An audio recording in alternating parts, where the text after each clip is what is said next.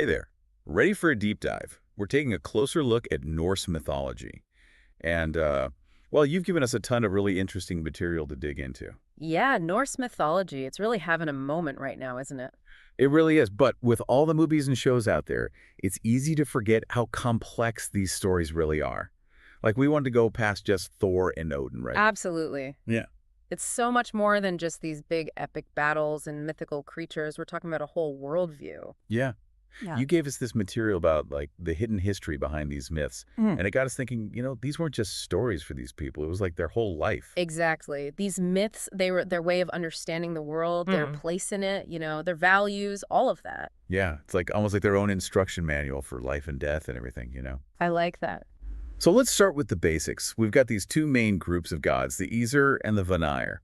What's the deal with these guys? All right. Well, the Aesir, they're like your classic powerful gods. Odin, Thor, the type. The heavy hitters. Exactly. And it makes sense, right? Given the whole Viking warrior culture. Oh, totally. Strength and authority, that tracks. Yeah. But Odin, he's like the All-Father, right? And he's also really into wisdom, like even sacrificed his own eye for it. That's right. And that wasn't just some random thing. For the Norse people, wisdom was everything. It was how you made sense of the world, how you dealt with all the uncertainty and danger. So it's like even the gods, they had to make sacrifices to gain knowledge. Exactly. It shows you just how important it was to them. Wow. And then there's Thor.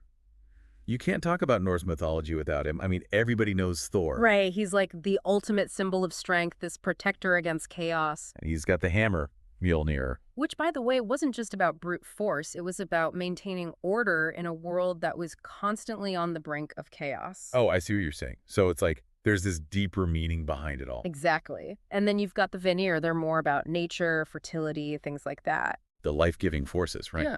But they didn't always get along with the Aesir, did they? What's the story with that whole Aesir-Vanir war thing? Well, think about it. You've got these two powerful forces, right? Order and chaos, but also like the cultivated world and the wildness of nature. And they have to find a way to coexist. Exactly. The war and the peace that followed, it's all about balance.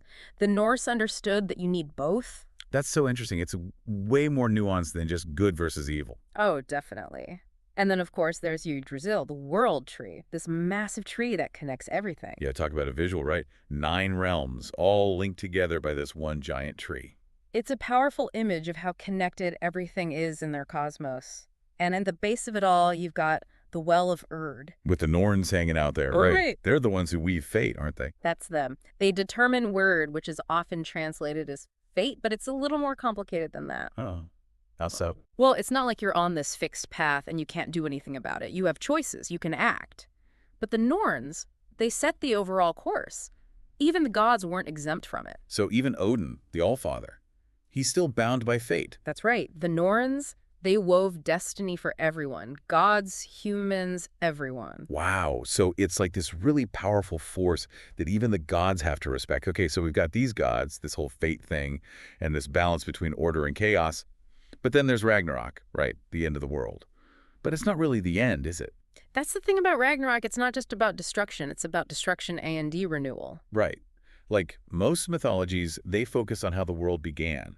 But the Norse, they were all about how it ends and then begins again. It's a cycle. And, when you think about where they lived, it makes sense. What do you mean? Well, they were surrounded by this harsh environment, right? Long winters, unpredictable weather. Okay, yeah, I see what you're saying. They saw these cycles in nature all the time. Life, death, rebirth. Ragnarok was just a part of that. So it wasn't something to be afraid of, really. More like an inevitable part of the grand scheme of things. Wow. So what actually happens during Ragnarok? Well, imagine this. The whole world goes crazy. Natural disasters everywhere. Earthquakes, volcanoes, the works. Okay, that's pretty intense. And then it gets even crazier. The sun and moon, they get swallowed by these giant wolves. Oh, right. I've heard about that. And then the Midgard serpent, Jormungandr, rises from the ocean.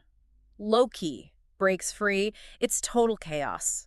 And this is where the big battle happens, right? Yeah. The gods against the giants. Exactly. Odin fights Fenrir, Thor fights Jormungandr. It's this huge, epic showdown. And what about the gods? Do they survive this? Well, that's the thing about Ragnarok. No one is safe, even the gods. Odin falls to Fenrir, Thor slays Jormungandr, but he's poisoned by its venom and dies as well. So it's kind of a bittersweet victory then. In a way, yeah. The world is engulfed in flames, everything is destroyed.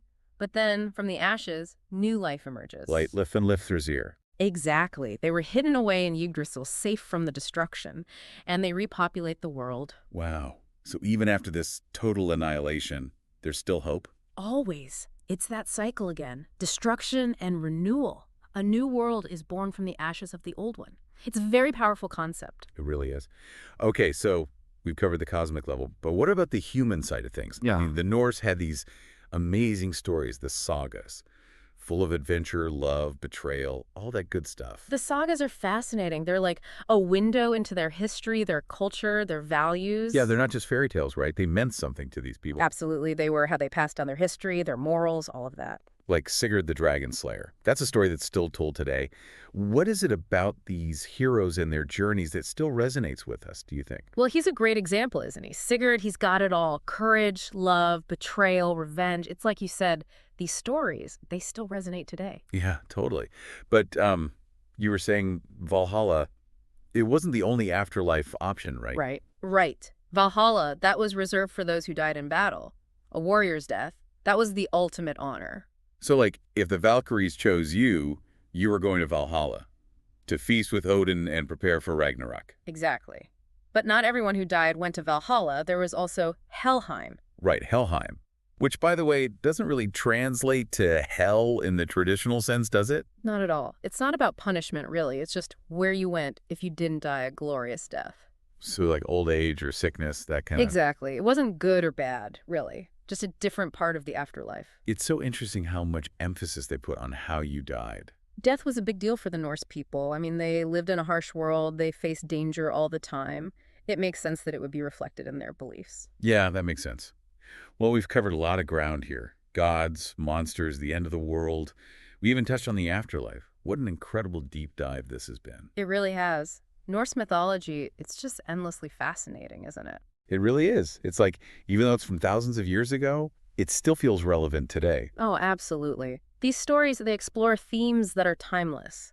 Fate, heroism, good versus evil, these things, they're always going to be relevant to the human experience. And it's everywhere, isn't it? I mean, look at pop culture. Thor's got, like, what, 3 movies now? At least. And don't forget the TV shows, the books, the video games. Norse mythology is everywhere these days. It's true. It's like these ancient stories, they still have the power to capture our imaginations. Because deep down, they're about us. They're about what it means to be human, to face the unknown, to grapple with these big questions about life and death. Wow. That's a really great way to put it. So as we wrap things up here, what's one thing you hope our listeners take away from all of this? I'd say, don't be afraid to dig deeper. Norse mythology, it's more than just cool stories about gods and monsters. It's a window into a whole different way of seeing the world, a way of thinking about life, death, and everything in between. That's a great takeaway. Explore the myths, read the sagas, and see what you discover. You might be surprised by what you find. Thanks for taking this deep dive with us. See you next time.